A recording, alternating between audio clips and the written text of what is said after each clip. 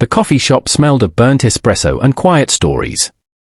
The morning sunlight fell through the window, slicing across the old wooden floor like faded battle scars. At a corner table sat a man, broad-shouldered, calm, eyes deep as the ocean. His name was Ethan Cole, a single dad, a mechanic by job, and a veteran of wars nobody remembered anymore. His daughter, Lily, 8 years old, sat across from him, drawing little birds on a napkin with a red crayon. For most people, Ethan was just another man trying to rebuild life after the uniform. But inside him lived memories that never slept, echoes of gunfire, the hum of helicopters, the sound of his brothers shouting over the wind. That morning was different. Outside the cafe, a crowd had gathered, Navy SEALs, Marines, veterans, and civilians. The annual Heroes Meet was happening in town, and Ethan had been invited by a friend who still wore the badge.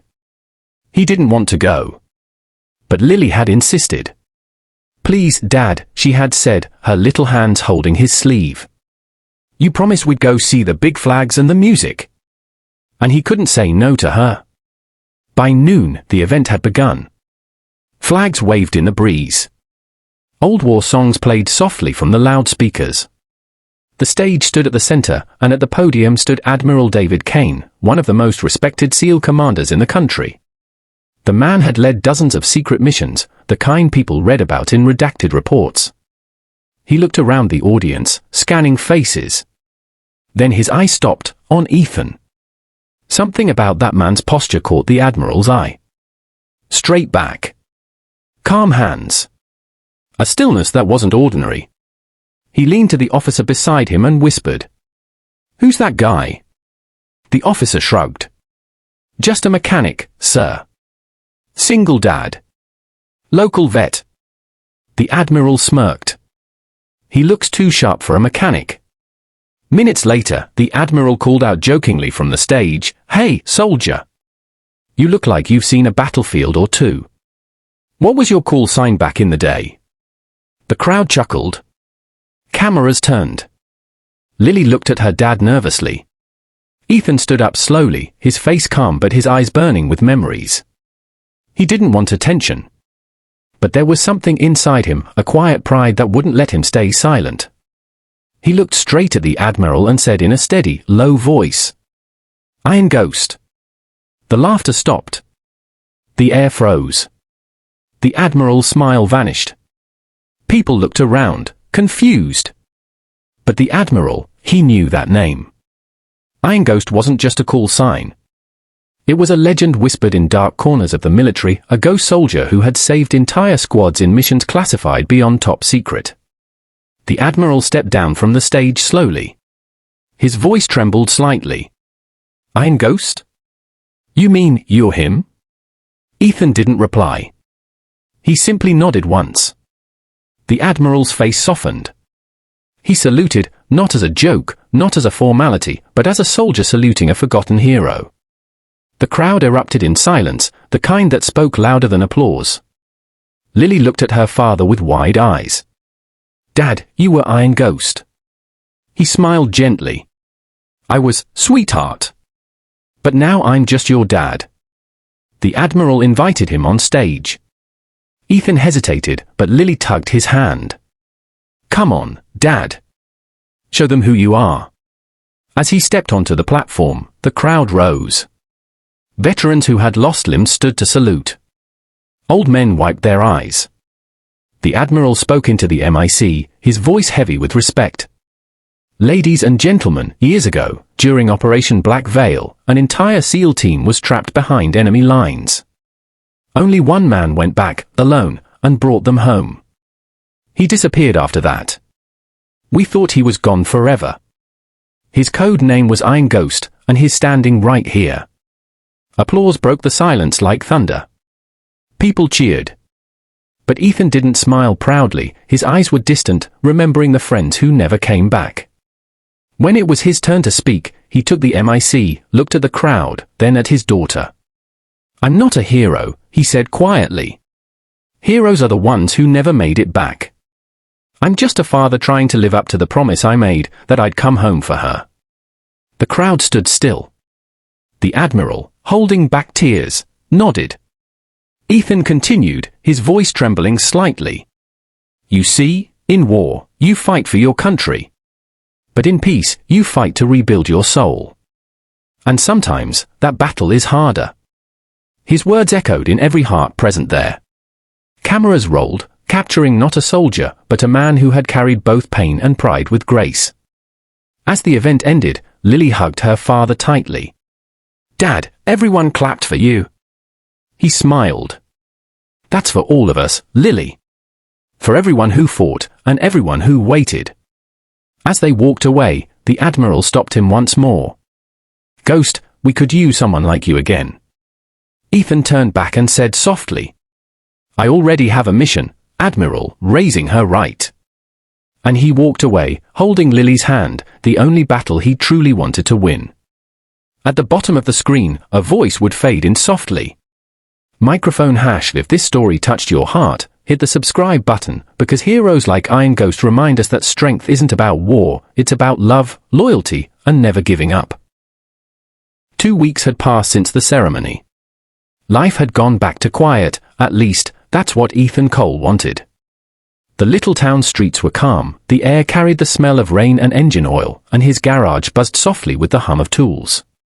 Lily sat on a stool nearby, doing her homework while her dad repaired a dusty old truck. Every few minutes, she'd peek at him with pride.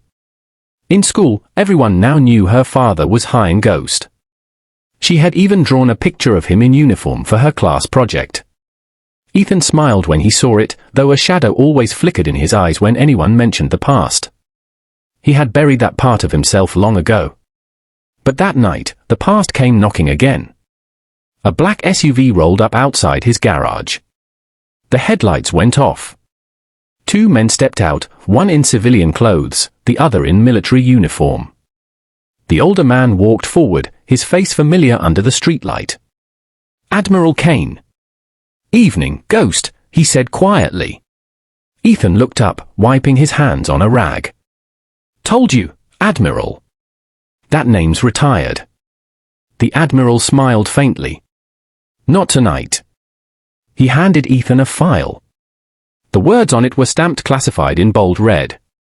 Inside were photos, a remote facility, hostages, and coordinates written across the bottom. Ethan's jaw tightened. You've got to be kidding me. Kane shook his head. This isn't a mission, Ghost. It's personal. The man holding those people, his Makarov. The same one you went after 12 years ago. Ethan froze. The name hit like thunder. Makarov, a ghost from his past. The man responsible for the ambush that killed Ethan's entire squad. The reason Iron Ghost vanished. Kane continued, we found out he's alive. He's got American aid workers hostage. We don't have time for an operation. But you know his methods. You're the only one who can get in quietly. Ethan looked at Lily through the glass window of the garage. She was coloring with her headphones on, her world peaceful, safe. I promised her I'd never go back, he said quietly. Kane's eyes softened. I know. But if you don't, innocent people die. For a long moment, Ethan said nothing. Then he sighed deeply and looked up. One night. No teams. No spotlight. Kane nodded. That's the Iron Ghost I remember. That night, Ethan stood by Lily's bedside. She was asleep, clutching her teddy bear. He brushed a strand of hair from her face and whispered, Daddy has to help some people, sweetheart. I'll be back soon. He left a small note by her pillow, be brave, like you always are. Then he disappeared into the dark, just like the legend he once was. Hours later, somewhere in the mountains of Eastern Europe, the Iron Ghost returned. No uniform. No flag. Only a silent man in the shadows, one mission, one purpose. He moved through the darkness like water, silent, invisible, unstoppable. His instincts came alive again. Every sound, every breath, every flicker of light spoke to him. In less than 20 minutes, he breached the compound. 3 guards down, no sound, no trace. Through the radio, Admiral Kane's voice whispered, Ghost, status. Ethan's voice came back steady. Inside. 2 minutes from target. The hostages were in a basement room, terrified, tied, helpless. When Ethan entered, one of them gasped, "Who are you?"